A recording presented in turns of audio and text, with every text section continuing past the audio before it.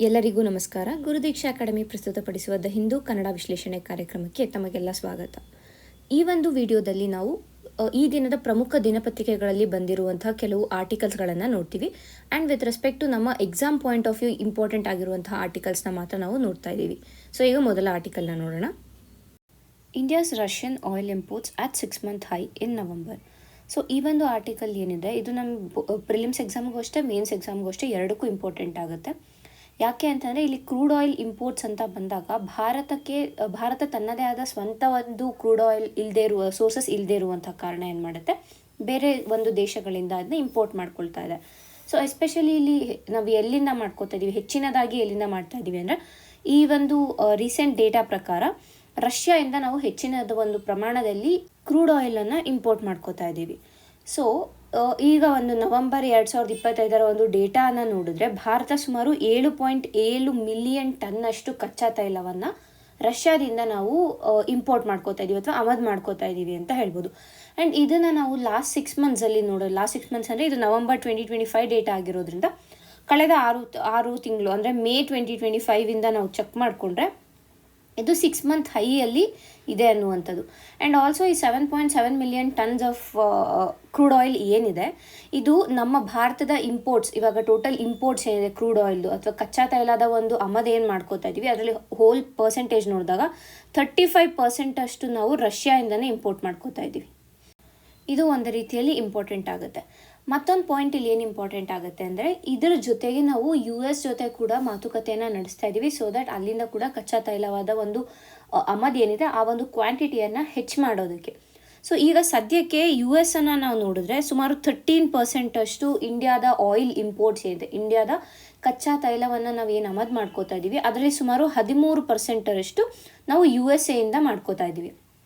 So almost approximate ಒಂದು 50% ಅಷ್ಟು ನಮ್ಮ ಒಂದು ಕಚ್ಚಾ ತೈಲದ ಆಮದು ಏನಿದೆ 50% ಕೇವಲ 2 ದೇಶಗಳಿಂದ ಬರ್ತಾ ಇದೆ, ರಷ್ಯಾ ಮತ್ತು USA. ಓಕೆನಾ, ಇದಿಷ್ಟು ಬೇಸಿಕ್ ಪಾಯಿಂಟ್ಸ್ ನಮಗೆ ಏನು ನಡೀತಾ ಇದೆ ಅನ್ನೋದನ್ನು ಅರ್ಥ ಮಾಡ್ಕೊಳ್ಳೋದಕ್ಕೆ. ಈಗ ನಾವು ನೆಕ್ಸ್ಟ್ ಏನು ನೋಡಬೇಕಾಗುತ್ತೆ ಅಂತಂದರೆ ಒಂದು ಪ್ರಿಲಿಮ್ಸ್ ಪಾಯಿಂಟ್ ಆಫ್ ವ್ಯೂ ಅಲ್ಲಿ ಯಾವ ದೇಶಗಳಿಂದ ನಾವು ಈ ಕಚ್ಚಾ ತೈಲವನ್ನು ಆಮದು ಮಾಡ್ಕೋತಾ ಇದ್ದೀವಿ ಅಂದರೆ ಟಾಪ್ 5 ಇಂಪೋರ್ಟರ್ಸ್ ಏನಿದ್ದಾರೆ, ಟಾಪ್ 5 ಇಂಪೋರ್ಟಿಂಗ್ ಕಂಟ್ರೀಸ್ ಯಾವುದು ನಮ್ಮ ಒಂದು ಕಚ್ಚಾ ತೈಲಗೆ ಅನ್ನೋದನ್ನು ನಾವು ನೋಡಬೇಕಾಗತ್ತೆ. ತದನಂತರ ಏನು ಬೇಕು ಅಂದರೆ ವಿತ್ ರೆಸ್ಪೆಕ್ಟ್ ಟು ಎನರ್ಜಿ ಸೆಕ್ಯೂರಿಟಿಯನ್ನು ನೋಡಿದಾಗ ಭಾರತಕ್ಕೆ ಈ ಒಂದು ಏನು ಇಂಪೋರ್ಟ್ಸ್ ಏನಿದೆ, ಆಯಿಲ್ ಇಂಪೋರ್ಟ್ಸ್ ಏನಿದೆ ಯಾವ ರೀತಿಯಾಗಿ ಇಂಪಾರ್ಟೆಂಟ್ ಆಗುತ್ತೆ ಅನ್ನೋದು ನಮಗೆ ವಿತ್ ರೆಸ್ಪೆಕ್ಟ್ ಟು ಮೇನ್ಸ್ ನೋಡಬೇಕಾಗುತ್ತೆ. ಸೊ ಅದನ್ನು ಈಗ ನಾವು ನೋಡೋಣ. ಮೊದಲಿಗೆ ಭಾರತ ಏನಿದೆ ಗ್ಲೋಬಲಿ ನೋಡಿದ್ರೆ, ಜಾಗತಿಕವಾಗಿ ನೋಡಿದಾಗ Bharat 3rd largest oil importer ಆಗಿದೆ. ಓಕೆನಾ, that is one thing. Next ಏನು ಬೇಕು ನಮಗೆ ಅಂದರೆ ಮೇಜರ್ ಸಪ್ಲೈಯರ್ಸ್ ಯಾರು ಅಂತ. ಸೊ ಇಲ್ಲಿ ಮೇಜರ್ ಸಪ್ಲೈಯರ್ಸ್ ಬಂದು ಫಸ್ಟು ರಷ್ಯಾ ಬರ್ತಾರೆ. ರಷ್ಯಾ ಇಸ್ ಆಲ್ಮೋಸ್ಟ್ 35% ಈಗಾಗಲೇ ನಾವು ನೋಡಿರೋ ಥರ.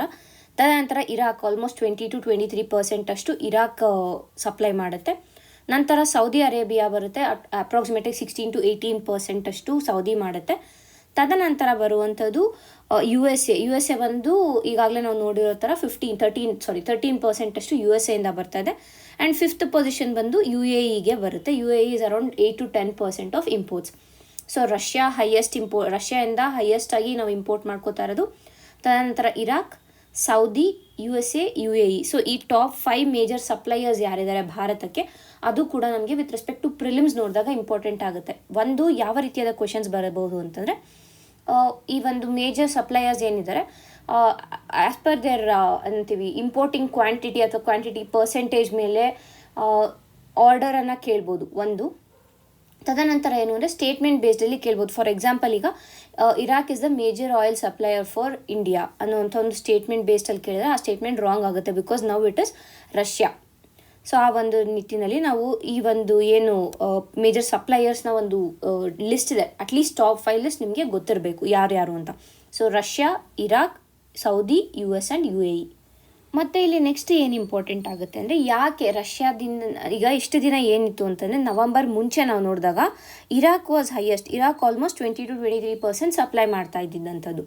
ಬಟ್ ಈಗ ಸಡನ್ನಾಗಿ ಯಾಕೆ ರಷ್ಯಾದಿಂದ ಬರ್ತಾ ಇರುವಂತಹ ಕಚ್ಚಾ ತೈಲ ಏನಿದೆ, ಆ ಕಚ್ಚಾ ತೈಲದ ಆಮದಿನ ಕ್ವಾಂಟಿಟಿ ಏನಿದೆ ಯಾಕೆ ಇನ್ಕ್ರೀಸ್ ಆಗಿದೆ ಅಂತ ನೋಡಿದ್ರೆ, ಒಂದು ರಷ್ಯಾ ಭಾರತಕ್ಕೆ ನೀಡ್ತಾ ಇರುವಂಥ ಒಂದು ಡಿಸ್ಕೌಂಟೆಡ್ ಪ್ರೈಸ್ಗಳಿಂದ, ಅಂದರೆ ಭಾರತಕ್ಕೆ ಅಂತ ಅಂದ್ಬಿಟ್ಟು ಕಚ್ಚಾ ತೈಲದ ಒಂದು ಪ್ರೈಸ್ ಏನಿದೆ ಅದನ್ನು ಕಡಿಮೆ ಮಾಡ್ತಾ ಇದೆ ರಷ್ಯಾ. ಅದರಿಂದ ಎರಡನೇದು ಏನು ಅಂದರೆ ವೆಸ್ಟರ್ನ್ ಸ್ಯಾಂಕ್ಷನ್ಸ್ ಆನ್ ರಷ್ಯಾ. ಈ ಒಂದು ಪ್ರೈಸ್ ಡಿಕ್ರೀಸ್ಗೆ ಏನು ಕಾರಣ ಅಂತಂದರೆ, ಯಾಕೆ ಭಾರತಕ್ಕೆ ಒಂದು ಕಡಿಮೆ ದರದಲ್ಲಿ ಕಚ್ಚಾ ತೈಲನ ಆಮದು ಮಾಡ್ತಾ ಇದ್ದಾರೆ ಅಂದರೆ, ಈಗ ಯು ಎಸ್ ಎ ರಷ್ಯಾದ ಮೇಲೆ ಸ್ಯಾಂಕ್ಷನನ್ನು ಹಾಕಿದೆ. ಅಂದರೆ ರಷ್ಯಾದಿಂದ ಯಾರೂ ಕಚ್ಚಾ ತೈಲವನ್ನು ತೆಗೆದುಕೊಳ್ಬಾರ್ದು ಅನ್ನುವಂಥ ಒಂದು ಸ್ಯಾಂಕ್ಷನನ್ನು ಹಾಕಿದೆ.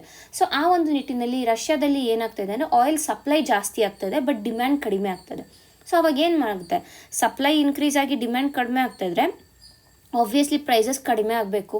ಸೊ ಆ ಒಂದು ನಿಟ್ಟಿನಲ್ಲಿ ಭಾರತ ಇವೊಂದು ವೆಸ್ಟರ್ನ್ ಸ್ಯಾಂಕ್ಷನ್ಸನ್ನು ಹಾಕಿದರೂ ಕೂಡ ಭಾರತ ರಷ್ಯಾದ ಒಳಗಿನ ಒಂದು ಏನು ಸಂಬಂಧ ಇದೆ ಆ ಸಂಬಂಧವನ್ನು ಮೇಂಟೈನ್ ಮಾಡೋದಕ್ಕೋಸ್ಕರ ರಷ್ಯಾದಿಂದ ಈಗಲೂ ಕೂಡ ಆಮದು ಮಾಡ್ಕೋತಾ ಇದೆ. ಸೊ ಆ ಒಂದು ನಿಟ್ಟಿನಲ್ಲಿ ವೆಸ್ಟರ್ನ್ ಸ್ಯಾಂಕ್ಷನ್ಸ್ ಆನ್ ರಷ್ಯಾ ಏನಾಗ್ತಾ ಇದೆ ಅಂತಂದರೆ ಪ್ರೈಸನ್ನು ಕಡಿಮೆ ಮಾಡ್ತಾಯಿದೆ. ಆದ್ದರಿಂದ ಭಾರತ ಏನು ಮಾಡ್ತಾ ಇದೆ ಅಂತಂದರೆ ಮತ್ತಷ್ಟು ಇಂಪೋರ್ಟ್ಸನ್ನು ಹೆಚ್ಚು ಮಾಡ್ಕೊಂಡಿದೆ ಫ್ರಮ್ ರಷ್ಯಾ ಅನ್ನೋ. ಸೊ ಅದರಿಂದ ಕೂಡ ಇಂಪೋರ್ಟ್ ಸಡನ್ನಾಗಿ ರೈಸ್ ಆಗ್ತಾ ಇದೆ ಅನ್ನೋದು. ತದನಂತರ ರಿಫೈನರಿ ಕಂಪ್ಯಾಟಬಿಲಿಟಿ, ಈಗಾಗಲೇ ಹೇಳಿರೋ ಥರ ಸಪ್ಲೈ ಜಾಸ್ತಿ ಇದೆ ರಷ್ಯಾದಲ್ಲಿ, ಸೊ ಅದರಿಂದ ಕೂಡ ಆಗ್ತಾ ಇದೆ.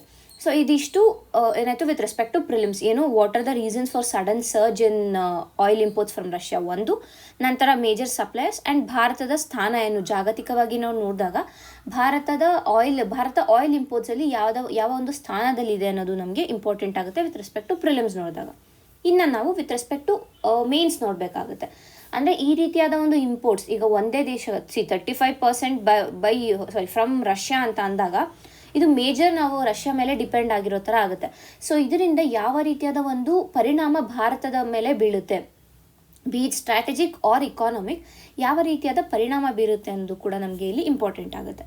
ಸೊ ಮೊದಲಿಗೆ ಏನು ಬೆನಿಫಿಟ್ಸನ್ನು ನೋಡಬೇಕಾಗುತ್ತೆ. ಸೊ ಈಗ ರಷ್ಯಾದಿಂದ ಹೆಚ್ಚಿನ ಪ್ರಮಾಣದಲ್ಲಿ ನಾವು ಕಚ್ಚಾ ತೈಲವನ್ನು ಆಮದು ಮಾಡ್ಕೋತಾ ಇದ್ದೀವಿ ಅಂದರೆ ನಮ್ಮ ಭಾರತದ ಒಂದು ಕೋಲ್ ಪ್ಲ್ಯಾಂಟ್ಸ್ಗಳು ಏನಿದ್ದಾವೆ ಅಥವಾ ನಮ್ಮ ಭಾರತದ ಒಂದು ಎನರ್ಜಿ ನೀಡ್ಸ್ ಏನಿದೆ ಅದಕ್ಕೆ ಹೆಚ್ಚಿನ ಪ್ರಮಾಣದಲ್ಲಿ ಕ್ರೂಡ್ ಆಯಿಲ್ ಸಪ್ಲೈ ದೊರಕುತ್ತೆ. ಸೊ ಫಸ್ಟ್ ಥಿಂಗ್ ಒಂದು ಎನರ್ಜಿ ಸೆಕ್ಯೂರಿಟಿಯನ್ನು ಮೇಂಟೈನ್ ಮಾಡೋದಕ್ಕೆ ಮೋರ್ ಇನ್ಪುಟ್ಸ್ ಬರ್ತಾ ಇದೆ.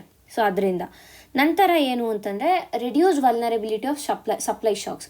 ಫಾರ್ ಎಕ್ಸಾಂಪಲ್ ಈಗ ರಷ್ಯಾದಿಂದ ನಾವು ಇಷ್ಟು 35% ಇಂಪೋರ್ಟ್ ಮಾಡ್ಕೋತಾ ಇಲ್ಲ, ಇನ್ನು ಕಡಿಮೆ ಮೊದಲು ಏನು ಮಾಡ್ಕೋತಾ ಇದ್ವಿ ಆ ಥರ ಮಾಡ್ತಾ ಇದ್ದೀವಿ ಅಂತಲೇ ಇಟ್ಕೊಳ್ಳೋಣ. ಸೊ ಹಾಗೇನಾಗುತ್ತೆ, ಹಲವಾರು ಬಾರಿ ಎನರ್ಜಿ ಸೆಕ್ಯೂರಿಟಿ ಅಂತ ನಾವು ತೊಗೊಂಡಾಗ ಅಥವಾ ಎನರ್ಜಿ ಪ್ರೊಡಕ್ಷನ್ಗೆ ಅಂತ ಬಂದಾಗ ಏನಾಗುತ್ತೆ ಅಂದರೆ ಸಪ್ಲೈ ಕ್ರಂಚ್ ಆಗುವಂಥ ಸಾಧ್ಯತೆಗಳಿರುತ್ತೆ.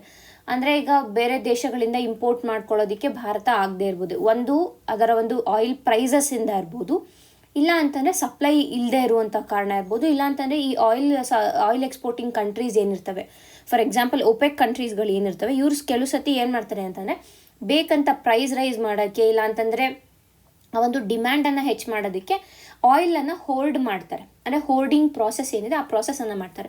ಸೊ ಆಗೇನಾಗುತ್ತೆ ಅಂತಂದರೆ ಭಾರತಕ್ಕೆ ಸಪ್ಲೈ ಶಾಕ್ಗಳಾಗುವಂಥ ಚಾನ್ಸಸ್ ಇರುತ್ತೆ. ಈಗ ನಾವು ರಷ್ಯಾ ಮೇಲೆ ಡಿಪೆಂಡ್ ಆಗಿರುವಂಥ ಕಾರಣ, ಅದು ಆಲ್ಮೋಸ್ಟ್ 35% ನಾವು ರಷ್ಯಾದಿಂದ ಇಂಪೋರ್ಟ್ ಮಾಡ್ತಾ ಇರುವಂಥ ಕಾರಣ ಏನಾಗುತ್ತೆ, ಕಂಟಿನ್ಯೂಸ್ ಸಪ್ಲೈ ಇರುತ್ತೆ ನಮಗೆ ಅನ್ನೋದು. ಅಂದರೆ ಈ ಒಂದು ಏನು ಇಂಪೋರ್ಟ್ಸ್ ಜಾಸ್ತಿ ಆಗಿರುವಂಥ ಕಾರಣ ನಮಗೆ ಕಂಟಿನ್ಯೂಸ್ ಸಪ್ಲೈ ಇರುತ್ತೆ. ಸೊ ಈ ರೀತಿಯಾದ ಸಪ್ಲೈ ಶಾಕ್ಗಳಿಗೆ ಭಾರತ ಅಷ್ಟಾಗಿ ಏನಾಗುತ್ತೆ, ಅದರಿಂದ ಭಾರತಕ್ಕೆ ಎಫೆಕ್ಟ್ ಆಗೋದಿಲ್ಲ ಅನ್ನೋದನ್ನು ಅರ್ಥ ಮಾಡ್ಕೋಬೇಕು. ನಂತರ ಏನು ಅಂದರೆ ಇನ್ಫ್ಲೇಷನ್ ಕಂಟ್ರೋಲ್ಗೆ ಹೆಲ್ಪ್ ಮಾಡುತ್ತೆ ಅನ್ನುವಂಥದ್ದು. ಹೇಗೆ ಇನ್ಫ್ಲೇಷನ್ ಕಂಟ್ರೋಲ್ಗೆ ಅಂತಂದರೆ ಇಂಪೋರ್ಟ್ ಕಾಸ್ಟನ್ನು ಕಡಿಮೆ ಮಾಡುತ್ತೆ. ತದನಂತರ ಸಾಫ್ಟ್ವೇರ್ ಫ್ಯೂಯಲ್ ಪ್ರೈಸಸ್. ಯಾವಾಗ ಸಪ್ಲೈ ಜಾಸ್ತಿ ಇರುತ್ತೆ, ಈಗ ಕಚ್ಚಾ ತೈಲ ನಾವು ಜಾಸ್ತಿ ಇಂಪೋರ್ಟ್ ಮಾಡ್ಕೋತಾ ಇದ್ದೀವಿ ಅಂತಂದರೆ ನಮ್ಮ ಒಂದು ಪೆಟ್ರೋಲ್ ಇರ್ಬೋದು, ಡೀಸೆಲ್ ಪ್ರೈಸ್ಗಳು ಏನಿದೆ ಈ ಪ್ರೈಸ್ಗಳು ಕಡಿಮೆ ಆಗುತ್ತೆ. ಬಿಕಾಸ್ ಸಪ್ಲೈ ಹೆಚ್ಚಿರುವಂಥ ಕಾರಣ ಏನಾಗುತ್ತೆ, ಆಬ್ವಿಯಸ್ ಆಗಿ ಡಿಮ್ಯಾಂಡ್ ಅಷ್ಟೇ ಇದ್ರೂ ಸಪ್ಲೈ ಹೆಚ್ಚಾಗ್ತಾ ಇದೆ ಅಂತಂದಾಗ ಅಲ್ಲಿ ಪ್ರೈಸ್ ಕಡಿಮೆ ಆಗುವಂಥ ಚಾನ್ಸಸ್ಗಳು ಹೆಚ್ಚಿರುತ್ತೆ. ಸೊ ಯಾವಾಗ ಪ್ರೈಸಸ್ ಕಡಿಮೆ ಅಂದರೆ ಅಲ್ಲಿ ಇನ್ಫ್ಲೇಷನ್ ಕೂಡ ಕಂಟ್ರೋಲ್ ಆಗುತ್ತೆ ಅನ್ನುವಂಥದ್ದು. So that is first point. Second one ಏನು ಅಂತಂದರೆ ಇದರಿಂದ ಏನಾಗುತ್ತೆ ಅಂದರೆ ಫುಡ್ ಇನ್ಫ್ಲೇಷನಲ್ಲೂ ಅಷ್ಟೇ, ಬೇರೆ ಏನು ಟ್ರಾನ್ಸ್ಪೋರ್ಟಲ್ಲಿ ಇರುವಂಥ ಇನ್ಫ್ಲೇಷನ್ ಏನಾಗುತ್ತೆ ಅದು ಕೂಡ ಮಾಡರೇಷನ್ ಆಗುತ್ತೆ ಅನ್ನುವಂಥದ್ದು. ಇದೆಲ್ಲದಕ್ಕಿಂತ ಹೆಚ್ಚಾಗಿ ನಮ್ಮ ಒಂದು ಕರೆಂಟ್ ಅಕೌಂಟ್ ಡೆಫಿಸಿಟ್ ಏನಿದೆ, ಈ ಕರೆಂಟ್ ಅಕೌಂಟ್ ಡೆಫಿಸಿಟ್ ಕೂಡ ಕಡಿಮೆ ಆಗುತ್ತೆ ಅಂತ. ಹೇಗೆ ಅಂತಂದರೆ ಈಗ ಇಂಪೋರ್ಟ್ಸ್ ಜಾಸ್ತಿ ಆಗ್ತಾಯಿದೆ, yes, but at lower prices, discounted ಪ್ರೈಸಸಲ್ಲಿ ನಮಗೆ ಹೆಚ್ಚಿನದಾಗಿ ಸಪ್ಲೈ ಬರ್ತದೆ. ಸೊ ಡಿಸ್ಕೌಂಟೆಡ್ ಪ್ರೈಸಸ್ ಅಂದಾಗ ಏನಾಗುತ್ತೆ, ಆಬ್ವಿಯಸ್ ಆಗಿ ನಮ್ಮ ಒಂದು ಇಂಪೋರ್ಟ್ ಎಕ್ಸ್ಪೋರ್ಟ್ನ ಒಂದು ಮಿಸ್ ಮ್ಯಾಚ್ ಏನಿದೆ ಅದು ಕಡಿಮೆ ಆಗುತ್ತೆ. ಇದರಿಂದ ಕರೆಂಟ್ ಅಕೌಂಟ್ ಡೆಫಿಸಿಟ್ ಕೂಡ ನಾವು ಕಡಿಮೆ ಮಾಡ್ಕೋಬೋದು. ಸೊ ಆ ಒಂದು ದೃಷ್ಟಿಯಿಂದ ಸೊ ಇದು 3 ಬೆನಿಫಿಟ್ಸ್ ಆಯಿತು. ಒಂದು ಎನರ್ಜಿ ಸೆಕ್ಯೂರಿಟಿಗೆ, ಒಂದು ಇನ್ಫ್ಲೇಷನ್ ಕಂಟ್ರೋಲ್ಗೆ, ಮತ್ತೊಂದು ಕರೆಂಟ್ ಅಕೌಂಟ್ ಡೆಫಿಸಿಟ್ನ ಕಂಟ್ರೋಲ್ಗೆ. ಸೊ ಇದಾಯಿತು. ನೆಕ್ಸ್ಟ್ ಈಗ ಚಾಲೆಂಜಸ್ ಏನು ಬರುತ್ತೆ ಅಂತಂದರೆ ಒಂದು ಜಿಯೋಪೊಲಿಟಿಕಲ್ ಪ್ರೆಷರ್. ಮುಖ್ಯವಾಗಿ ಏನಂದರೆ ಈಗಾಗಲೇ ನಾವು ಮಾತಾಡಿರೋ ಥರ USA ರಷ್ಯಾ ಮೇಲೆ ಸ್ಯಾಂಕ್ಷನನ್ನು ಹಾಕಿರುವಂಥದ್ದು. ನಾವು ಭಾರತ ಈಗ ರಷ್ಯಾದಿಂದ ಆಮದು ಮಾಡ್ಕೋತಾ ಇದ್ದೀವಿ ಅಂತಂದರೆ USA ಮತ್ತು ಭಾರತದ ಮೇಲೂ ಒಂದು ಏನಾದ್ರು ಬೇರೆ ರೀತಿಯಾದ ಒಂದು ಆ್ಯಕ್ಷನನ್ನು ತಗೋಬೋದು. ಸ್ಯಾಂಕ್ಷನ್ ಹಾಕೋದಕ್ಕಾಗೋದಿಲ್ಲ. ಬಟ್ ಸ್ಟಿಲ್ ಈಗಾಗಲೇ ನಮ್ಮ ಯು ಎಸ್ ಎ ಮೇಲೆ ಭಾರತದ ಒಂದು ಪ್ರಾಡಕ್ಟ್ಸ್ ಮೇಲೆ ಟ್ಯಾರಿಫನ್ನು ಇನ್ಕ್ರೀಸ್ ಮಾಡಿದೆ. ಸೊ ಆ ರೀತಿಯಾದ ಒಂದು ಬೇರೆ ಸ್ಟೆಪ್ಸ್ಗಳನ್ನು ಮತ್ತಷ್ಟು ಟ್ಯಾರಿಫ್ ಇನ್ಕ್ರೀಸ್ ಮಾಡೋದಿರ್ಬೋದು, ಇಲ್ಲ ಇಂಪೋರ್ಟ್ಸನ್ನು ಬ್ಯಾನ್ ಮಾಡೋದಿರ್ಬೋದು. ಈ ರೀತಿಯಾಗಿ ಮಾಡಿದಾಗ ಏನಾಗುತ್ತೆ, ಭಾರತದ ಒಂದು ಎಕ್ಸ್ಪೋರ್ಟ್ಸ್ ಏನಿದೆ ಎಕ್ಸ್ಪೋರ್ಟ್ ಸೆಕ್ಟರ್ ಹರ್ಟ್ ಆಗುತ್ತೆ. ಸೊ ಆ ಒಂದು ದೃಷ್ಟಿಯಿಂದ ನೋಡಬೇಕಾಗುತ್ತೆ. ನಂತರ ಏನು, ಓವರ್ ಡಿಪೆಂಡೆನ್ಸ್ ರಿಸ್ಕ್. ಈಗಾಗಲೇ ನಾವು ಮಾತಾಡಿರೋ ಥರ ಒಂದೇ ಒಂದು ದೇಶದ ಮೇಲೆ ಇವಾಗ 35% ರಷ್ಯಾದಿಂದ ನಾವು ಇಂಪೋರ್ಟ್ ಮಾಡ್ಕೋತಾ ಇದ್ದೀವಿ ಅಂತಂದರೆ ನಾವು 30 ಅಷ್ಟು ರಷ್ಯಾದ ಮೇಲೆ ನಮ್ಮ ಒಂದು ಏನು ಅವಲಂಬನೆ ಇದೆ ಅದು ಹೆಚ್ಚಾಗ್ತಾ ಇದೆ. That is also a problem.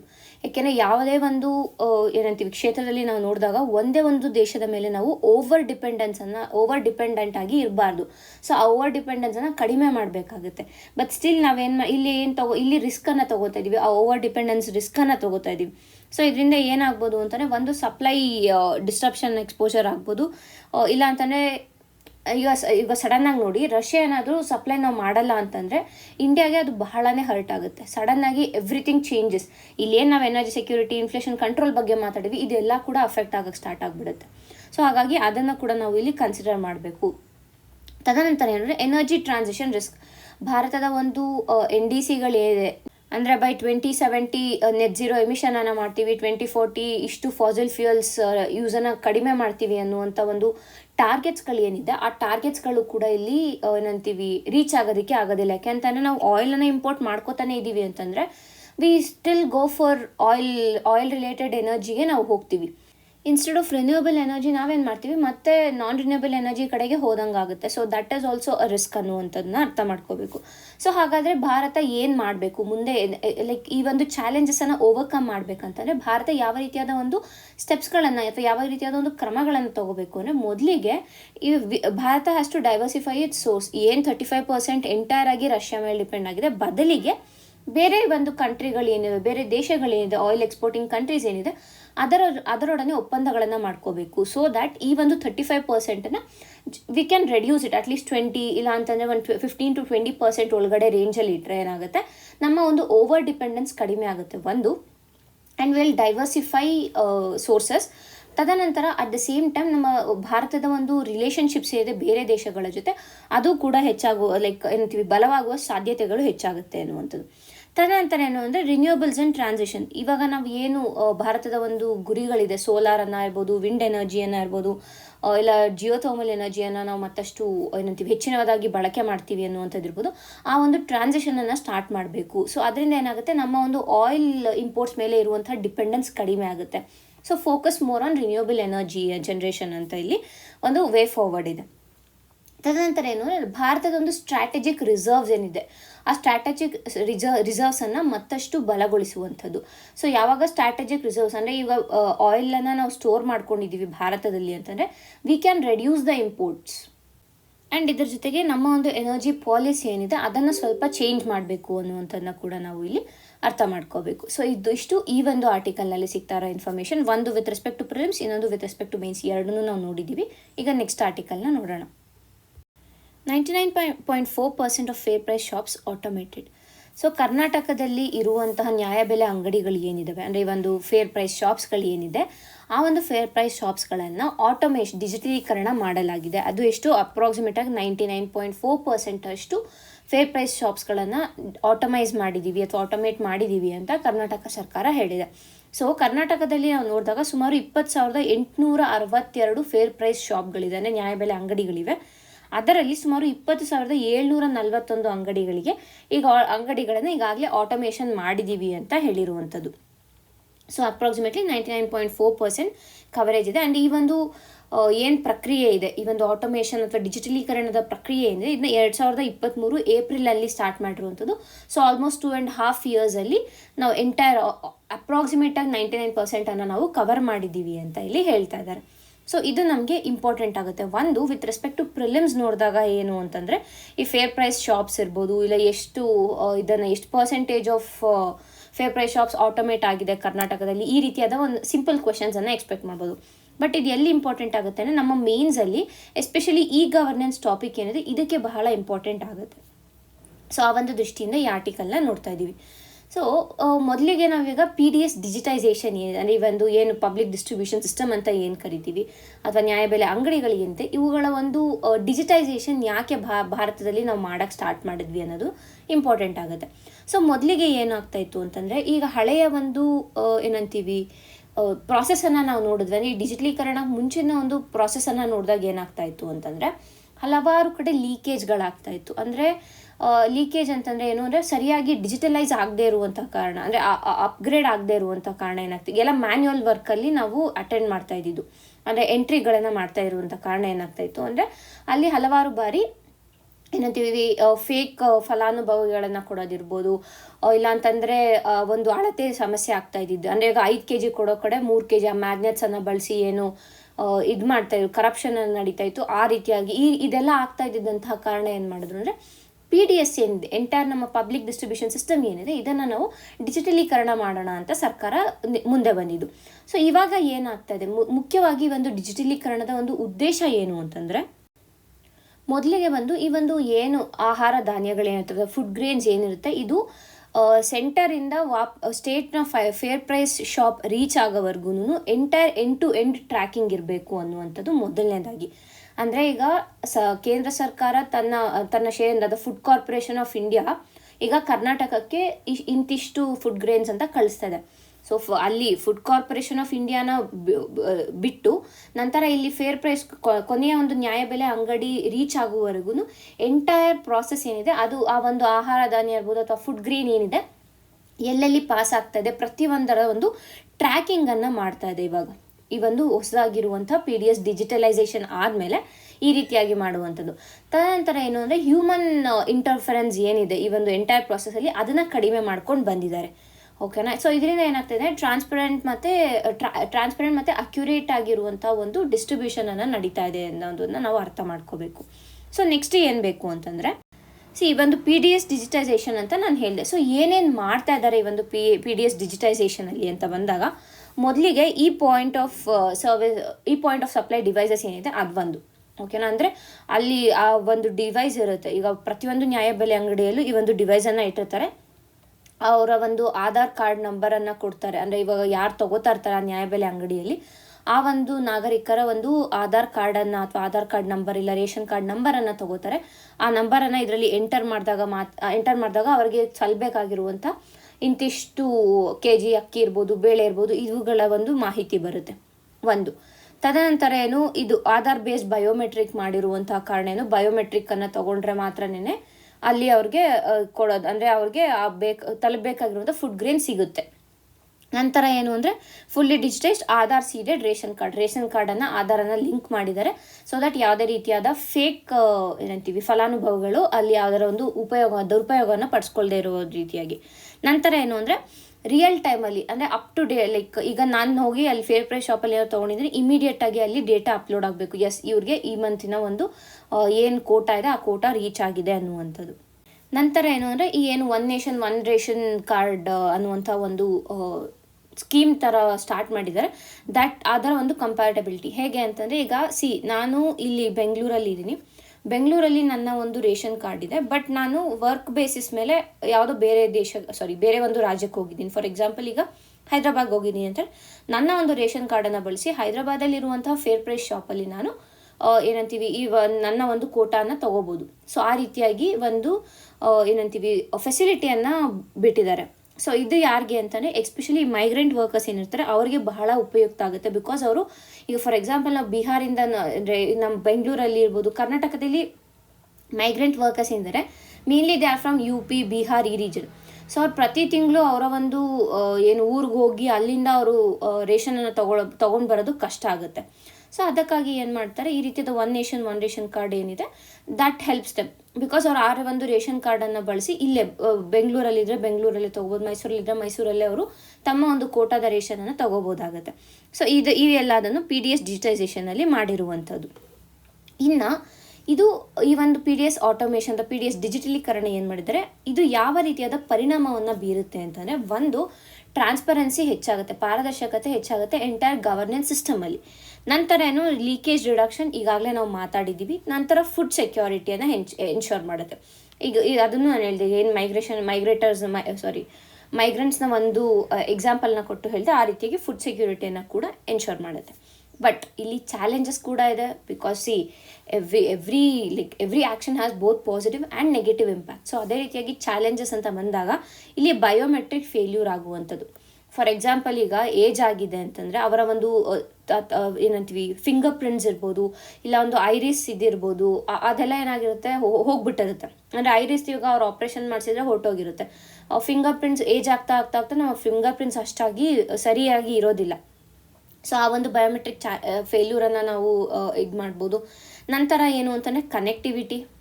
ಎಲ್ಲ ಕಡೆನೂ ಇಂಟರ್ನೆಟ್ ಕನೆಕ್ಟಿವಿಟಿ ಇದೆ ಅಂತ ಹೇಳೋಕ್ಕಾಗಲ್ಲ. ಡಿಜಿಟಲ್ ಡಿವೈಡ್ ಇದೆ ಅರ್ಬನ್ ರೂರಲ್ ಏರಿಯಾಸಲ್ಲಿ ನಾವು ನೋಡಿದಾಗ. So that is also a challenge. ನಂತರ ಎಕ್ಸ್ಕ್ಲೂಷನ್ ರಿಸ್ಕ್ಗಳಿದೆ. ಈಗ ಆಧಾರ್ ಮತ್ತು ರೇಷನ್ ಕಾರ್ಡನ್ನು ಲಿಂಕ್ ಮಾಡೋದು ಇರೋದ್ರ ಕಾರಣ ಎಕ್ಸ್ಕ್ಲೂಡ್ ಆಗುವಂಥ ಒಂದು ಎಲ್ಲ ಸಾಧ್ಯತೆಗಳು ಹೆಚ್ಚಿದೆ. ಸೊ ಹಾಗಾದರೆ ಏನು ಮಾಡಬೇಕು ಮುಂದೆ ಅಂದರೆ, ಆಫ್ಲೈನ್ ಮೋಡ್ಸು ಫೇಶಿಯಲ್ ರೆಕಗ್ನಿಷನನ್ನು ತರಬೇಕು. ಆಫ್ಲೈನ್ ಅಂದರೆ ಈಗ ಈ ಒಂದು EPOS ಡಿವೈಸ್ ಏನಿದೆ ಇದು ಆಫ್ಲೈನ್ ಮೋಡಲ್ಲೂ ಕೂಡ ವರ್ಕ್ ಆಗಬೇಕು. ಅಂದರೆ ಇಂಟರ್ನೆಟ್ ಇದ್ದರೆ ಮಾತ್ರ ಅಲ್ಲ, ಇಂಟರ್ನೆಟ್ ಇಲ್ಲದೆ ಇದ್ರೂ ಅದು ವರ್ಕ್ ಆಗೋ ಥರ ಮಾಡುವಂಥದ್ದು ಇರ್ಬೋದು.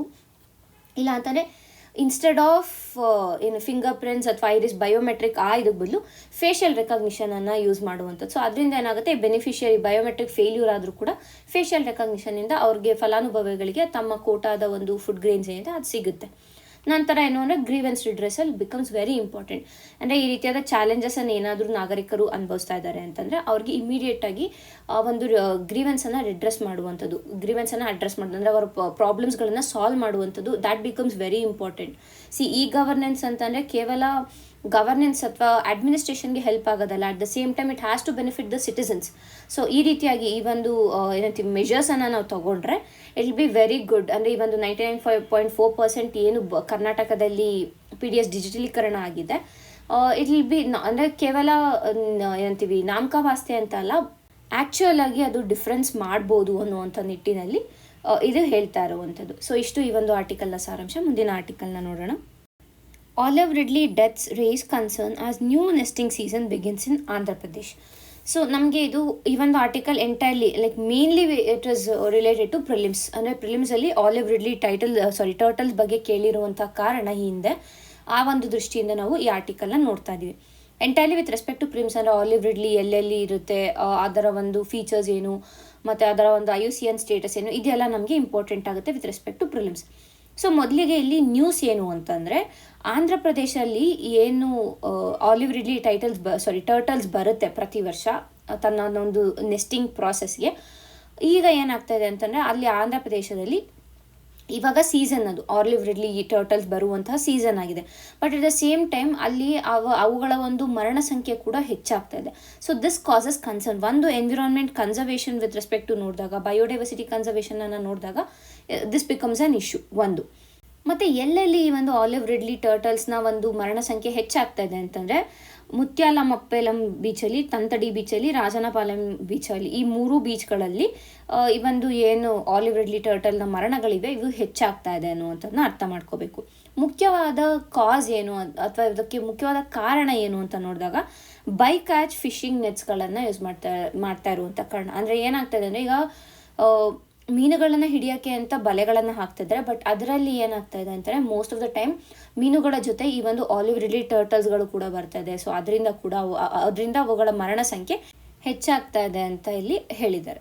ಸೊ ಯಾಕೆ ಹೆಚ್ಚಾಗ್ತಾ ಇದೆ ಅಂದರೆ, ಈ ಆಲಿವ್ ರಿಡ್ಲಿ ಟರ್ಟಲ್ಗಳು ಏನಿದಾವೆ ಇವು ಏನು ಅಂದರೆ ಪ್ರತಿ ಒಂದು 40ರಿಂದ 45 ನಿಮಿಷಕ್ಕೆ ಒಂದು ಸತಿ ಅವು ಮೇಲೆ ಬಂದು ಉಸಿರನ್ನು ತೊಗೊಂಡು ಮತ್ತೆ ನೀರೊಳಗಡೆ ಹೋಗಬೇಕಾಗುತ್ತೆ. ಬಟ್ ಈ ಒಂದು ಫಿಶಿಂಗ್ ನೆಟ್ಸನ್ನು ನಾವು ನೋಡಿದಾಗ ಅದು ದೀರ್ಘಕಾಲ ನೀರೊಳಗಡೆ ಬಿಟ್ಟಿರ್ತಾರೆ, ಯಾಕೆಂದರೆ ಹೆಚ್ಚಿನದಾಗಿ ಫಿಶ್ಗಳು ಬರಲಿ ಅಂತ.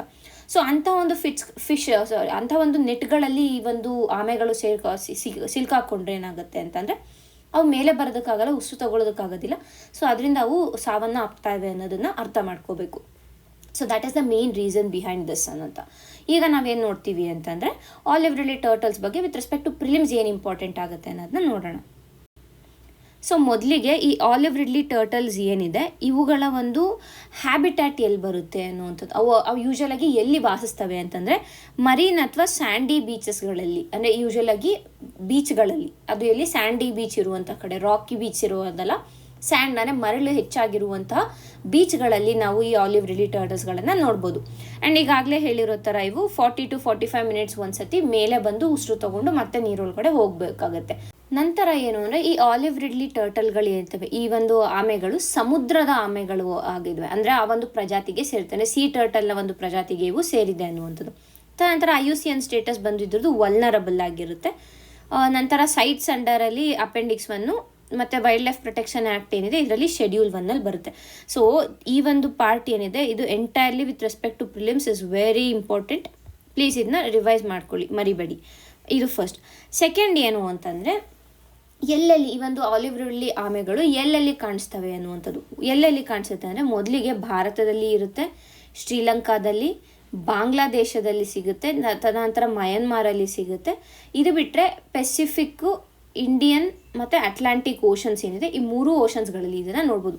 Pacific ocean, Indian ocean, Atlantic ಓಷನಲ್ಲಿ ಇದನ್ನ ನೋಡ್ಬೋದು. ಇಂಡಿಯನ್ ಓಷನ್ ರೀಜನಲ್ಲಿ ಬಂದಾಗ ಈ ಒಂದು ದೇಶಗಳಲ್ಲಿ ಎಲ್ಲೆಲ್ಲಿ ಭಾರತ, ಶ್ರೀಲಂಕಾ, ಬಾಂಗ್ಲಾದೇಶ್ ಮತ್ತು ಮಯನ್ಮಾರಲ್ಲಿ ಈ ಒಂದು ಆಲಿವ್ ರಿಡ್ಲಿ ಟರ್ಟಲ್ಸ್ಗಳನ್ನು ನಾವು ನೋಡ್ಬೋದಾಗುತ್ತೆ. ಇನ್ನು ನಾವು ಭಾರತದಲ್ಲಿ ಎಲ್ಲೆಲ್ಲಿ ಈ ಒಂದು ಏನಂತೀವಿ ಆಲಿವ್ ರಿಡ್ಲಿ ಟರ್ಟಲ್ಗಳನ್ನು ನೋಡ್ಬೋದು ಅಂತಂದರೆ ಒಂದು ಒಡಿಸ್ಸಾ, ವೆಸ್ಟ್ ಬೆಂಗಾಲ್, ಆಂಧ್ರ ಪ್ರದೇಶ್ ಮತ್ತು ತಮಿಳುನಾಡು, ನಮ್ಮ ಒಂದು ಈಸ್ಟರ್ನ್ ಕೋಸ್ಟ್ ಏನಿದೆ ಆ ಎಲ್ಲ ಒಂದು ರಾಜ್ಯಗಳಲ್ಲೂ ನಾವು ಇದನ್ನು ನೋಡ್ಬೋದು. ಪ್ರಮುಖವಾಗಿ ಎಲ್ಲಿ ನೋಡ್ತೀವಿ ಅಂದರೆ ಒಡಿಸ್ಸಾದಲ್ಲಿ ನೋಡ್ತೀವಿ.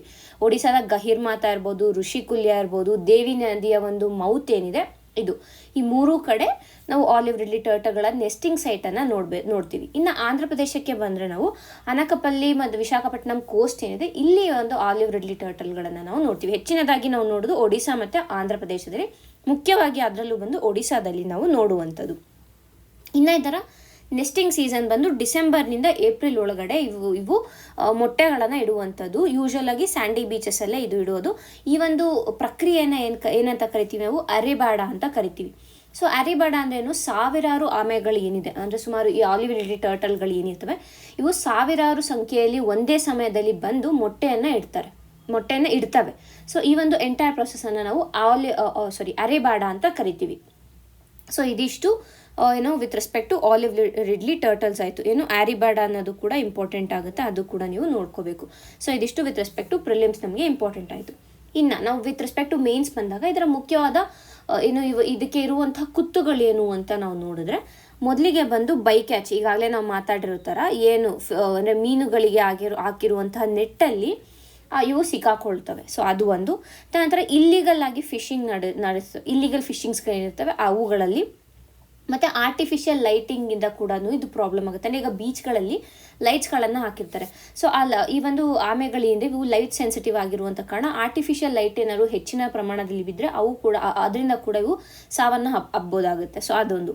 ನಂತರ ಕೋಸ್ಟಲ್ ಡೆವಲಪ್ಮೆಂಟ್, ಈಗ ಬೀಚ್ಗಳನ್ನು ಡೆವಲಪ್ ಮಾಡ್ತಾ ಇರುವಂಥ ಕಾರಣ ಅವುಗಳ ಮೊಟ್ಟೆ ಇಡೋದಕ್ಕೆ ಜಾಗಗಳಿರೋದಿಲ್ಲ. ಸೊ ಅದರಿಂದ ಕೂಡ ಇದು ಪ್ರಾಬ್ಲಮ್ ಆಗ್ತದೆ.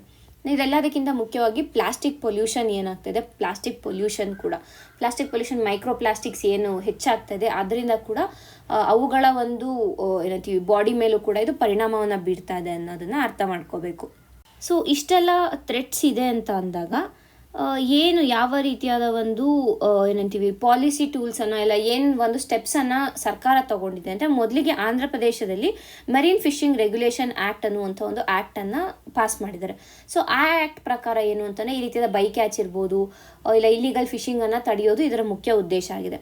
ತದನಂತರ ಟರ್ಟಲ್ ಎಕ್ಸ್ಕ್ಲೂಡೆಡ್ ಡಿವೈಸ್ಗಳನ್ನು ಬಳಸುವಂಥದ್ದು. ಏನು ಈ ಟರ್ಟಲ್ ಎಕ್ಸ್ಕ್ಲೂಡೆಡ್ ಡಿವೈಸಸ್ ಅಂತಂದರೆ, ಈ ಒಂದು ಮೀನುಗಾರಿಕೆಯ ಜಾಗದಲ್ಲಿ ಏನಿದೆ ಇದರಲ್ಲಿ ಆಮೆಗಳು ಸಿಗದೇ ಇರೋ ಹಾಗೆ ನೋಡ್ಕೊಳ್ಳುತ್ತೆ. ಈ ಒಂದು ಟರ್ಟಲ್ ಎಕ್ಸ್ಕ್ಲೂಡೆಡ್ ಡಿವೈಸ್ ಏನಿದೆ ಈ ಒಂದು ಮೀನುಗಾರಿಕಾ ನೆಟ್ಗಳು ಏನಿರ್ತವೆ ಅಥವಾ ಫಿಶಿಂಗ್ ನೆಟ್ಸ್ ಏನಿರುತ್ತೆ ಅದರೊಳಗಡೆ ಆಮೆಗಳು ಬರದೇ ಇರೋ ರೀತಿಯಾಗಿ ಇವನ್ನ ಏನಂತೀವಿ ತಡೆಯುವಂಥ ಒಂದು ಸಾಧನ ಆಗಿದೆ. ಇದು ನಮಗೆ prelims point of view important ಆಗುತ್ತೆ. ತದನಂತರ ಬೇರೆ NGOಗಳಿರ್ಬೋದು, ಇಲ್ಲ ಅಂತಂದರೆ ಏನಂತೀವಿ ಸಸ್ಟೈನಬಲ್ ಫಿಶಿಂಗ್ ಪ್ರಾಕ್ಟೀಸಸನ್ನು ಮೇಂಟೈನ್ ಮಾಡೋದಿರ್ಬೋದು. ಸೊ ಇವುಗಳನ್ನೆಲ್ಲ ಮಾಡುವ ಮುಖಾಂತರ ಈ ಒಂದು ಟರ್ಟಲನ್ನು ಕನ್ಸರ್ವ್ ಮಾಡ್ಬೋದು ಅನ್ನುವಂಥದ್ದು ಅರ್ಥ ಮಾಡ್ಕೋಬೇಕು. ಸೊ ಇಷ್ಟು ನಮಗೆ ಈ ಒಂದು ಆರ್ಟಿಕಲ್ನಲ್ಲಿ ಸಿಗ್ತಾರೋ ಇನ್ಫಾರ್ಮೇಷನ್. ಮುಂದಿನ ಆರ್ಟಿಕಲ್ನ ನೋಡೋಣ. High and dry social security for gig workers must be made accessible and secure in practice. So ಈ ಒಂದು ಮೊದಲಿಗೆ ಇಶ್ಯೂ ಏನು ಅಂತ ತಿಳ್ಕೊಳ್ಳೋಣ. ಏನಾಗಿದೆ ಅಂತಂದರೆ, ಡಿಸೆಂಬರ್ 31ನೇ ತಾರೀಕು ಈ ಒಂದು ಗಿಗ್ ವರ್ಕರ್ಸ್ ಏನಿದ್ದಾರೆ ಇವರು ಪ್ರೊಟೆಸ್ಟನ್ನು ಮಾಡಿದರು. ಏನಕ್ಕೆ? With respect to the rights and ಬೆನಿಫಿಟ್ಸನ್ನು ಏನು ಬೇಕು ಹೆಚ್ಚು ಮಾಡಬೇಕು ಅನ್ನೋ ಒಂದು ನಿಟ್ಟಿನಲ್ಲಿ. ಸೊ ಯಾಕೆ ಈ ಒಂದು ಏನು ಸ್ಟ್ರೈಕ್ ನಡೀತು ಅಂತಂದರೆ, ಭಾರತ ಸರ್ಕಾರ ಏನು ಮಾಡಿದೆ ಅಂತಾರೆ, ಹೊಸ ಲೇಬರ್ ಕೋಡ್ಸ್ಗಳು ಏನಿದೆ, ಈ 4 ಲೇಬರ್ ಕೋಡ್ಸ್ಗಳೇನಿದೆ, ಈ 4 ಲೇಬರ್ ಕೋಡ್ಸ್ಗಳನ್ನ ಜಾರಿಗೆ ತರೋದಕ್ಕೆ ಒಂದು ಕರಡು ನಿಯಮವನ್ನು ಏನಂದ್ರೆ ಪ್ರಕಟಿಸಿದೆ. ಸೊ ಆ ನಿಯಮದಲ್ಲಿ, ಆ ರೂಲ್ಸಲ್ಲಿ ಏನು ಹೇಳಿದ್ದಾರೆ ಅಂತಂದರೆ, ಒಂದು ಸೋಷಿಯಲ್ ಸೆಕ್ಯೂರಿಟಿ ಕೋಡನ್ನು ಈಗಲಿಂದನೇ ಆಪ್ರೇಷನಲೈಸ್ ಮಾಡ್ತೀವಿ. ಎರಡನೇದಾಗಿ ಏನು, ಗಿಗ್ ವರ್ಕರ್ಸ್ಗಳು ಏನಿದ್ದಾರೆ, ಆ ಗಿಗ್ ವರ್ಕರ್ಸ್ನ ಎಂಪ್ಲಾಯೀಸ್ ಅಂತ ಟ್ರೀಟ್ ಮಾಡಲ್ಲ ಅಂತ ಹೇಳಿದ್ದಾರೆ. ಎಂಪ್ಲಾಯೀಸ್ ಅಂತ ಟ್ರೀಟ್ ಮಾಡಲ್ಲ ಅಂತ ಹೇಳಿ, ಅವ್ರನ್ನ ರೆಕಾಗ್ನೈಸ್ ಮಾಡಲ್ಲ ಏನು ಎಂಪ್ಲಾಯೀಸ್ ಅಂತ. ತದನಂತರ ಏನು ಅಂತಾರೆ, ಅವ್ರನ್ನ ಒಂದು ಡಿಸ್ಟಿಂಕ್ಟ್ ಕ್ಯಾಟಗರಿಯಾಗಿ ನಾವು ಇಡ್ತೀವಿ ಅಂತ ಹೇಳಿದ್ದಾರೆ. ಇದರ ಜೊತೆಗೆ ಏನು ಅಂತಂದರೆ, ಈ ಪ್ಲ್ಯಾಟ್ಫಾರ್ಮ್ಗಳು ಏನಿದ್ದಾವೆ, ಆ ಪ್ಲ್ಯಾಟ್ಫಾರ್ಮ್ಗಳು ಕೇವಲ ಒಂದು ಗ್ರಾಸ್ ಕಾಂಟ್ರಿಬ್ಯೂಷನನ್ನು ನೀಡಬೇಕು ಅಷ್ಟೇ with respect to social security fund ಅಂತ ಹೇಳಿದ್ದಾರೆ. So that is also a problem. So 3 ಮುಖ್ಯ ಪ್ರಾಬ್ಲಮ್ಗಳಿದೆ ಈ ಒಂದು ಲೇಬರ್ ಕೋಡ್ಸ್ಗಳಲ್ಲಿ. ಒಂದು ಏನು, ಸೋಷಿಯಲ್ ಸೆಕ್ಯೂರಿಟಿ ಕೋಡ್ಸನ್ನು ಆಪ್ರೇಷನಲೈಸ್ ಮಾಡ್ತೀವಿ ಅಂತ ಹೇಳಿದ್ದಾರೆ. ನಂತರ ಏನು, ಗಿಗ್ ವರ್ಕರ್ಸ್ನ ಉದ್ಯೋಗಿಗಳು ಅಂತ ಪರಿಗಣಿಸ್ತಿಲ್ಲ, ಅವ್ರನ್ನ ಸೆಪ್ರೇಟ್ ಕ್ಯಾಟಗರಿಯಾಗಿ ಇಟ್ಟಿದ್ದಾರೆ. ಮತ್ತು ಅವರ ಒಂದು ಸೋಷಿಯಲ್ ಸೆಕ್ಯೂರಿಟಿ ಫಂಡ್ ಏನಿದೆ ಅದಕ್ಕೆ ಪ್ಲ್ಯಾಟ್ಫಾರ್ಮ್ಗಳು ಗ್ರಾಸ್ ಕಾಂಟ್ರಿಬ್ಯೂಷನನ್ನು ಮಾಡಬೇಕು ಅಷ್ಟೇ ಅಂತ ಹೇಳಿದ್ದಾರೆ. ಸೊ ಇದಿಷ್ಟು ಇಶ್ಯೂ ಇರುವಂಥದ್ದು. ಅಂದರೆ ಏನು ಅಂದರೆ ಈ ಒಂದು ಪ್ರಾಬ್ಲಮ್ಸ್ಗಳಿಂದ ಗಿಗ್ ವರ್ಕರ್ಸ್ಗಳು ಡಿಸೆಂಬರ್ 30ನೇ ತಾರೀಕು ಸ್ಟ್ರೈಕ್ಗೆ ಹೋಗಿದ್ರು ಅನ್ನುವಂಥದ್ದನ್ನ ಅರ್ಥ ಮಾಡ್ಕೋಬೇಕು. ಈಗ ನಾವೇನು ನೋಡ್ತೀವಿ ಅಂತಂದರೆ, ಯಾಕೆ ಈ ಒಂದು ಡ್ರಾಫ್ಟ್ ರೂಲ್ಸ್ ಏನು ಬಿಟ್ಟಿದ್ದಾರೆ, ಕರಡು ನಿಯಮಗಳು ಏನನ್ನು ಪ್ರಕಟಿಸಿದ್ದಾರೆ, ಅದು ಯಾಕೆ, ಅದರಲ್ಲಿ ಇರುವಂಥ ಇಶ್ಯೂಗಳು ಏನು ಅನ್ನೋದನ್ನ ನೋಡಬೇಕಾಗುತ್ತೆ. ಮೊದಲಿಗೆ ಏನು ಅಂತಂದರೆ, ಇಲ್ಲಿ ಎಂಪ್ಲಾಯ್ಮೆಂಟ್ ರಿಲೇಷನ್ಶಿಪ್ ಸಮಸ್ಯೆ ಇದೆ. ಅಂದರೆ ಗಿಗ್ ವರ್ಕರ್ಸ್ನ ಎಂಪ್ಲಾಯೀಸ್ ಅಲ್ಲ ಅಂತ ಹೇಳಿದ್ದಾರೆ, ಕರೆಕ್ಟಾ? ಸೊ ಯಾವಾಗ ಅವರು ಎಂಪ್ಲಾಯೀಸ್ ಆಗಲ್ಲ, ಅಲ್ಲಿ ಅವ್ರಿಗೆ ವೇಜ್ ಪ್ರೊಟೆಕ್ಷನ್ ಇರಲ್ಲ, ಅಂದರೆ ಸರಿಯಾಗಿ ವೇಜ್ಗಳು ಸಿಗೋದಿಲ್ಲ, ಅಂದರೆ ಮಂತ್ಲಿ ಸ್ಯಾಲ್ರಿಗಳು ಸಿಗೋದಿಲ್ಲ, ಅವರ ವರ್ಕಿಂಗ್ ಅವರ್ಸನ್ನು ಡಿಫೈನ್ ಮಾಡೋದಿಲ್ಲ, ಮತ್ತು ಇನ್ನು ಬೇರೆ ಸೇಫ್ಟಿ ಬೆನಿಫಿಟ್ಸ್ಗಳು ಏನಿರುತ್ತೆ ಆ ಬೆನಿಫಿಟ್ಸ್ಗಳಿರಲ್ಲ. ಓವರಾಲ್ ಆಗಿ ನೋಡಿದಾಗ ಅವರಿಗೆ ಜಾಬ್ ಸೆಕ್ಯೂರಿಟಿನೇ ಇರೋದಿಲ್ಲ. ಸೊ ಇದು ಎಂಪ್ಲಾಯ್ಮೆಂಟ್ ರಿಲೇಷನ್ಶಿಪ್ಪನ್ನು ಸರಿಯಾಗಿ ಡಿಫೈನ್ ಮಾಡದೇ ಇರುವಂಥ ಕಾರಣ, ಅಂದರೆ ಗಿಗ್ ವರ್ಕರ್ಸ್ನ ಎಂಪ್ಲಾಯೀಸ್ ಅಂತ ಟ್ರೀಟ್ ಮಾಡದೇ ಇರುವಂಥ ಕಾರಣ ಅವರು ಈ ಒಂದು ಪ್ರಾಬ್ಲಮ್ಸ್ಗಳನ್ನು ಅನುಭವಿಸ್ತಾರೆ. ಎರಡನೇದಾಗಿ ಏನು ಅಂತಾನೆ, ಅಲ್ಗಾರಿಥಮಿಕ್ ಕಂಟ್ರೋಲ್ ವಿತೌಟ್ ಟ್ರಾನ್ಸ್ಪರೆನ್ಸಿ. ಅಂದರೆ ಏನು ಅಂದರೆ, ಈ ಒಂದು ರೇಟ್ ಕಟ್ಗಳನ್ನು ಮಾಡುವಂಥದ್ದು ಏನಿದೆ ಅದು ಬಂದು ಬೇಸ್ಡ್ ಆನ್ ಅಲ್ಗಾರಿಥಮ್, ಎಲ್ಲ AI ಬೇಸ್ಡ್ ಆಗಿರುವಂಥ ಒಂದು ಅಲ್ಗಾರಿಥಮ್ ಇಟ್ಟಿರ್ತಾರೆ. ಅದ್ರ ಬೇಸಿಸ್ ಮೇಲೆ ರೇಟ್ ಕಟ್ಗಳನ್ನು ಮಾಡೋದಂತಿರ್ಬೋದು.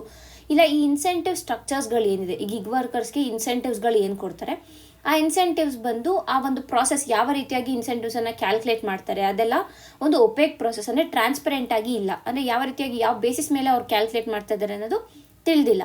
ಸೊ ಅದು ಕೂಡ ಒಂದು ರೀತಿಯಾದ ಪ್ರಾಬ್ಲಮ್. ನಂತರ ಏನು ಅಂತಂದರೆ, ಅಕೌಂಟಬಿಲಿಟಿ ಇರೋದಿಲ್ಲ. ಹಿಡನ್ ಆಲ್ಗಾರಿಥಮ್ಸ್ ಇರೋದ್ರಿಂದ ಅಕೌಂಟಬಿಲಿಟಿ ಇರೋದಿಲ್ಲ. ಅಂದರೆ ಈ ಒಂದು ಪ್ಲ್ಯಾಟ್ಫಾರ್ಮ್ಗಳೇನಿರ್ತವೆ ಆ ಪ್ಲ್ಯಾಟ್ಫಾರ್ಮ್ಗಳಿಗೆ ಯಾವುದೇ ರೀತಿಯಾದ ಅಕೌಂಟಬಿಲಿಟಿ ಇರಲ್ಲ with respect to gig workers. ಅದು ಒಂದು ಪ್ರಾಬ್ಲಮ್ ಆಗುತ್ತೆ. ಮತ್ತು ಈ ಒಂದು ಗಿಗ್ ವರ್ಕರ್ಸ್ನ ಗ್ರೀವೆನ್ಸ್ ಏನಿರುತ್ತೆ ಅದನ್ನು ರಿಡ್ರೆಸ್ ಮಾಡೋದಕ್ಕೆ ಯಾವುದೇ ರೀತಿಯಾದ ಒಂದು ಏನಂತೀವಿ ಸ್ಟೆಪ್ಗಳನ್ನು ಇಲ್ಲಿ ತಗೊಳ್ಳಿಲ್ಲ. ಅದು ಕೂಡ ಒಂದು. ನಂತರ ಏನು ಅಂತಂದರೆ, ಥ್ರೆಶೋಲ್ಡ್ ಬೇಸ್ಡ್ ಎಕ್ಸ್ಕ್ಲೂಷನನ್ನು ಇಲ್ಲಿ ತಂದಿರುವಂಥದ್ದು. ಇಲ್ಲಿ ಏನಾಗುತ್ತೆ ಅಂತಂದರೆ, ಗಿಗ್ ವರ್ಕರ್ಸ್ಗಳು ಏನಿರ್ತಾರೆ ಅವರು ರಿಜಿಸ್ಟರ್ ಮಾಡ್ಕೋಬೇಕು, ಒಂದು ಪೋರ್ಟಲಲ್ಲಿ ಹೋಗಿ ಅವರು ರಿಜಿಸ್ಟರ್ ಮಾಡ್ಕೋಬೇಕು ಫಸ್ಟು. ಅದರಲ್ಲಿ ಏನಾಗುತ್ತೆ, ಅವ್ರು ರಿಜಿಸ್ಟರ್ ಮಾಡ್ಕೊಂಡಿರ್ತಾರೆ, ಅವ್ರಿಗೊಂದು ನಂಬರ್ ಸಿಗುತ್ತೆ. ಆ ನಂಬರನ್ನು ಅವರು ತಮ್ಮ ಒಂದು ಅಗ್ರಿಗೇಟರ್ಸ್ ಏನಿರ್ತಾರೆ ಅವ್ರಿಗೆ ಸಪ್ಲೈ ಮಾಡಬೇಕು. ಆ್ಯಂಡ್ ಎವ್ರಿ ಟೈಮ್ ಇವ್ರು ಏನೇ ವರ್ಕ್ ಮಾಡಿದ್ರು ಅಗ್ರಿಗೇಟರ್ಗಳು ಅಲ್ಲಿ ಅದನ್ನು ಅಪ್ಲೋಡ್ ಮಾಡ್ತಾರೆ, ಅಂದರೆ ಇವ್ರು ಇಂತಿಷ್ಟು ವರ್ಕ್ ಮಾಡಿದ್ದಾರೆ ಅಂತ. ಬಟ್ ಇಲ್ಲಿ ಪ್ರಾಬ್ಲಮ್ ಏನು ಅಂತಂದರೆ, ಸರ್ಕಾರ ಇಲ್ಲಿ ಒಂದು ನಿಯಮ ಏನು ಪ್ರಕಟಿಸಿದೆ ಅದರಲ್ಲಿ ಏನು ಹೇಳಿದೆ ಅಂತಂದರೆ, ಈಗ ಒಂದೇ ಅಗ್ರಿಗೇಟರ್ ಅಂಡರಲ್ಲಿ ಅವ್ರು ಕೆಲಸ ಮಾಡ್ತಾ ಇದ್ದಾರೆ ಅಂದರೆ 90 ಡೇಸ್, ಲಾಸ್ಟ್ ಫೈನಾನ್ಷಿಯಲ್ ಇಯರನ್ನು ನೋಡಿದಾಗ 90 ಡೇಸ್ ವರ್ಕ್ ಮಾಡಿರಬೇಕು. ಇಲ್ಲ ಅಂತಂದರೆ ಬೇರೆ ಬೇರೆ ಅಗ್ರಿಗೇಟರ್ಸ್ ಹತ್ರ ಮಾಡಿದ್ದಾರೆ 120 ಡೇಸ್ ವರ್ಕ್ ಮಾಡಿರಬೇಕು ಅನ್ನುವಂಥ ಒಂದು ಏನಂತೀವಿ ರೂಲ್ಸನ್ನು ಇಟ್ಟಿದ್ದಾರೆ. ಸೊ ಈ 90 ಡೇಸ್ 120 ಡೇಸ್ ಏನು ಇಟ್ಟಿದ್ದಾರೆ, ಆ ಒಂದು ಥ್ರೆಶೋಲ್ಡ್ ಏನು ಇಟ್ಟಿದ್ದಾರೆ, ಇದರಿಂದ ಸುಮಾರು ಗಿಗ್ ವರ್ಕರ್ಸ್ಗಳಿಗೆ ಪ್ರಾಬ್ಲಮ್ ಆಗ್ತಾಯಿದೆ. ಅವರು ಎಕ್ಸ್ಕ್ಲೂಡ್ ಆಗುವಂಥ ಸಾಧ್ಯತೆಗಳು ಹೆಚ್ಚಿದೆ ಅನ್ನೋದನ್ನು ಇಲ್ಲಿ ಎಕ್ಸ್ಪ್ಲೇನ್ ಮಾಡ್ತಿದ್ದಾರೆ. ಹೇಗೆ ಅಂದರೆ, ಈಗ 1 ಡೇ ಅಂತ ಹೇಗೆ ಕೌಂಟ್ ಮಾಡ್ತಾರೆ ಅಂತಂದರೆ, ಆ ದಿನದಲ್ಲಿ ಅವ್ರು ಮಾಡಿರುವಂಥ ವರ್ಕನ್ನು ಕನ್ಸಿಡರ್ ಮಾಡ್ತಾರೆ. ಬಟ್ ಈಗ ಫಾರ್ ಎಕ್ಸಾಂಪಲ್ ಝೊಮ್ಯಾಟೊ ಡೆಲಿವರಿ ಬಾಯ್ನ ನಾವು ತೊಗೊಳ್ಳೋಣ. ಅವರು ಕೇವಲ ಝೊಮ್ಯಾಟೋಲಿ ಮಾತ್ರ ವರ್ಕ್ ಮಾಡ್ದಿರಬಹುದು, ಸ್ವಿಗ್ಗಿ ಜೊತೆ ಮಾಡ್ಬೋದು, ಜೆಪ್ಟೋ, ಬ್ಲಿಂಕಿಟ್, ಈ ರೀತಿಯಾಗಿ 3-4 ಪ್ಲ್ಯಾಟ್ಫಾರ್ಮ್ಗಳಲ್ಲಿ ಅವರು ಏನಾದ್ರು ರಿಜಿಸ್ಟರ್ ಆಗಿದ್ರು ಅಂತಂದರೆ, ಅವರು ಪ್ರತಿಯೊಂದು ಏನಂತೀವಿ ಪ್ಲ್ಯಾಟ್ಫಾರ್ಮಲ್ಲಿ ವರ್ಕ್ ಮಾಡಿದಾಗೂ ಅದು 1 ಡೇ ಅಂತ ಕನ್ಸಿಡರ್ ಆಗುತ್ತೆ. ಸೊ ಅವಾಗ ಅದನ್ನ ಡೇಸ್ ಅಂತ ಹೇಗೆ ಕ್ಯಾಲ್ಕುಲೇಟ್ ಮಾಡ್ಕೋತಾರೆ? ಸೊ ಈಗ 1 ಡೇ ಒಂದೇ ಪ್ಲ್ಯಾಟ್ಫಾರ್ಮಲ್ಲಿದ್ದು ಒಂದು ವರ್ಕ್ ಮಾಡ್ತಾ ಇದ್ದಾರೆ, 1 ಡೇ ಅಂತ ಕನ್ಸಿಡರ್ ಮಾಡ್ಬೋದು ಅವ್ರು ಆ ದಿನ ಏನೇನು ಮಾಡಿದ್ದಾರೆ ಅಂತ.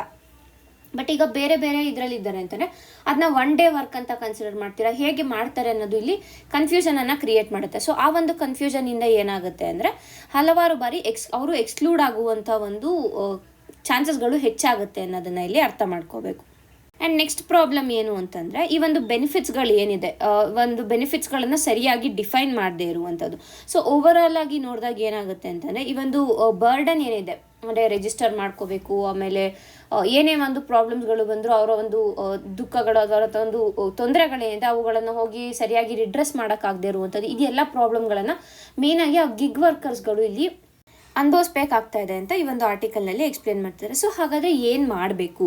ಈ ಒಂದು ಇದು ಕೇವಲ ಡ್ರಾಫ್ಟ್ ರೂಲ್ಸ್ ಆಗಿರುವಂಥ ಕಾರಣ ಈ ಒಂದು ವಿಷಯಗಳನ್ನು ಪರಿಗಣಿಸಿ ಈ ರೂಲ್ಸನ್ನು ಮತ್ತಷ್ಟು ಚೇಂಜ್ ಮಾಡಬೇಕಾಗುತ್ತೆ. ಅಂದರೆ ವೇ ಫಾರ್ವರ್ಡ್ ಏನು ಮಾಡಬೇಕು ಅಂತಂದರೆ ಮೊದಲಿಗೆ ಸ್ಟ್ಯಾಟ್ಯುಟರಿ ಮಿನಿಮಮ್ ಬೆನಿಫಿಟ್ಸನ್ನು ಕೊಡುವಂಥದ್ದು. ಅಂದರೆ ಇದನ್ನು ಡಿಫೈನ್ ಮಾಡಬೇಕು. ಸ್ಟ್ಯಾಟ್ಯುಟರಿ ಮಿನಿಮಮ್ ಬೆನಿಫಿಟ್ಸ್ ಅಂದರೆ ಏನು ಅನ್ನೋದನ್ನು ಡಿಫೈನ್ ಮಾಡಬೇಕು.